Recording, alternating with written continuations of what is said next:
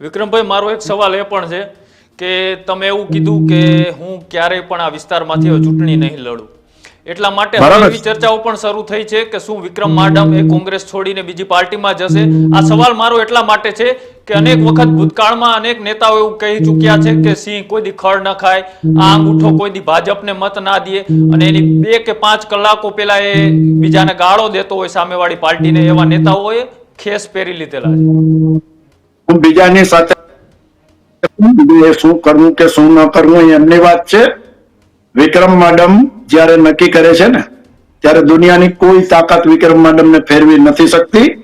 અને એક ડાયલોગ છે સલમાન ખાનનો કે એક બાર मैंने कमिटमेंट कर लिया तो मैं अपने आप की भी नहीं सुनता हूं, लेकिन विक्रम मैडम ने कमिटमेंट कर लिया तो अपने बाप की भी नहीं सुनता है.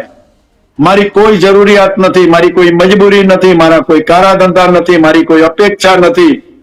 હું આ દુનિયાની અંદર મારા નસીબ લખાવીને આવ્યો છું અને બચપનથી મારી સ્ટાઇલથી જીવું છું, એમાં મને કાંઈ ફેર પડતો નથી. અને હજી પણ રિપીટ કરું છું કે ક્યારેય કોઈને એવો મોકો નહીં મળે કે વિક્રમ માડમ બોલ્યો અને વિક્રમ માડમે બીજી પાર્ટીનો ખેસ પહેર્યો. હું જીવું છું ત્યાં સુધી કોંગ્રેસમાં છું. કોંગ્રેસ કદાચ મને કાઢી મેળવું હોય તો કાઢી શકે, એ કોંગ્રેસનો પણ અધિકાર છે. મારા દિલની અંદર કોંગ્રેસ છે ને તો દુનિયાની કોઈ તાકાત કાઢી જ ન શકે, કોઈની તાકાત જ નથી.